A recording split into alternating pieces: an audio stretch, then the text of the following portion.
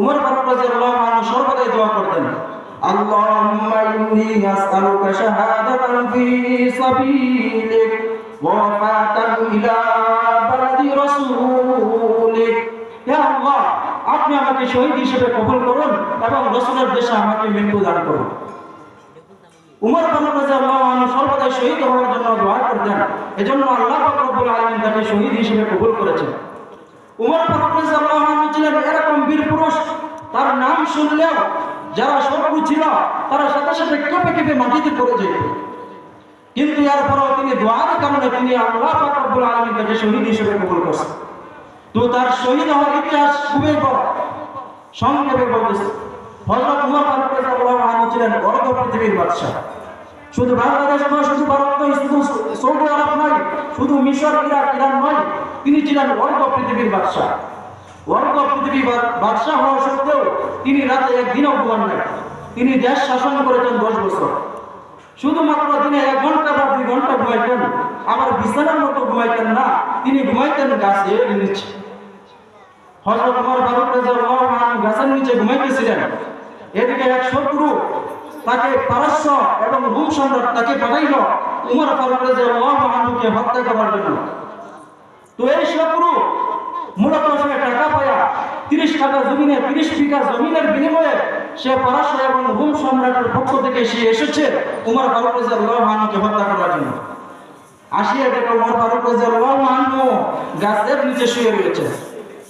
উমর ফারুক রাদিয়াল্লাহু আনহুকে যখন দেখলো গাছের নিচে শুয়ে রয়েছেন, সে মনে করলো যে হত্যা করা সহজ হবে, কারণ উমর ঘুমিয়ে রয়েছে। যখন উমর ফারুক রাদিয়াল্লাহু আনহু এর কাছে গেল, যাওয়ার পরে উমর রাদিয়াল্লাহু আনহুর চোখের দিকে যখন সে তাকানোর সাথে সাথে তার পুরো শরীর কেঁপে উঠল এবং হাতে যে বল্লম ছিল সেই বল্লম তার হাত থেকে পড়ে গেল এবং সে মাটিতে লুটিয়ে পড়ল। মাটি থেকে উঠে সরাসরি হযরত উমর ফারুক রাদিয়াল্লাহু আনহুর কাছে গিয়ে বলল, হে উমর, আপনি আমাকে ইসলাম ধর্ম গ্রহণ করেন। যে আপনার কাছে আমাকে পাঠাইছে মূলত রোম এবং পারস্য সম্রাট আপনাকে হত্যা করার জন্য, কিন্তু আপনাকে যখন দেখি তখন আমার পুরো শরীর কেঁপে উঠে এবং আমি বেহুশ হয়ে যাই। তখন হযরত উমর ফারুক রাদিয়াল্লাহু আনহু বললেন যে তোমাকে যে উদ্দেশ্য পাঠাইছে সে উদ্দেশ্য তুমি পূর্ণ করো, কারণ এই পৃথিবীতে আমার কোনো মূল্য ছিল না। মূলত রাসূল করিম সাল্লাল্লাহু আলাইহি ওয়াসাল্লামের হাতে বাইআত হওয়ার কারণে আল্লাহ পাক রব্বুল আলামিন আমাকে শ্রেষ্ঠ উম্মত বানাইছেন। সুতরাং তোমাকে যে উদ্দেশ্য পাঠাইছে সেই উদ্দেশ্য তুমি পূর্ণ করো। সে ব্যক্তি বলল, আমাকে আপনি আর স্মরণ দিবেন না যে আপনি সরাসরি আমাকে মুসলমান বানান। হযরত উমর ফারুক রাদিয়াল্লাহু আনহু এর কাছে যখন সে বারবার পিরাপিরি করতেছে, তখন হযরত উমর ফারুক রাদিয়াল্লাহু আনহু থেকে মুসলমান বানিয়ে দিল। কিন্তু যেহেতু হযরত উমর ফারুক রাদিয়াল্লাহু আনহু দোয়া করেছিলেন, আল্লাহুম্মা ইন্নী আসআলুকা শাহাদাতান ফি সাবিলিল্লাহ, এজন্য আল্লাহ পাক রব্বুল আলামিন তাকে শহীদ হিসেবে কবুল করেছেন। একদিন হযরত উমর ফারুক রাদিয়াল্লাহু আনহু নামাজ পড়াইতেছিলেন, যে মিম্বরে যেখানে রাসূল করিম সাল্লাল্লাহু আলাইহি ওয়াসাল্লাম নামাজ পড়াইছেন, আবু বকর সিদ্দিক রাদিয়াল্লাহু আনহু নামাজ পড়াইছেন, সেখানে হযরত উমর ফারুক রাদিয়াল্লাহু আনহু নামাজ পড়াইতেছিলেন।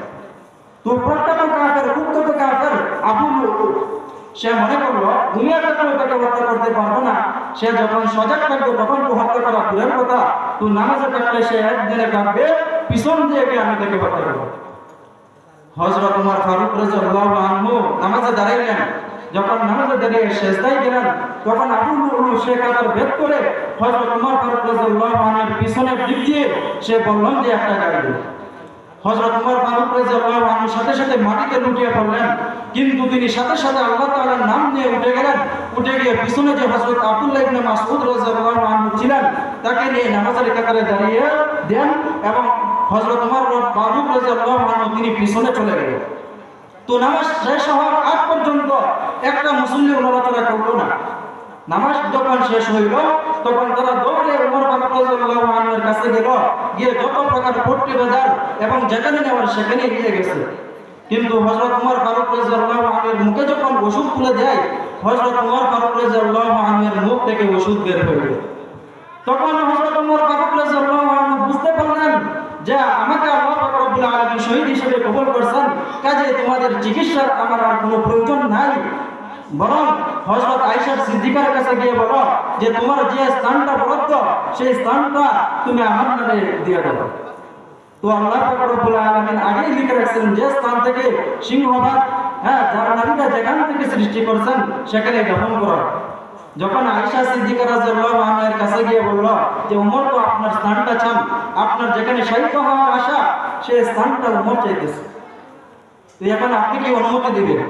আয়েশা সিদ্দিকা রাদিয়াল্লাহু আনহা বলতে পারেন, তিনি বলেন সারা পৃথিবীর সমস্ত স্থান দিতে পারি, কিন্তু আমার পিতার সাথে এবং আমার স্বামীর সাথে স্থান আমি পরিত্যাগ করতে পারি না।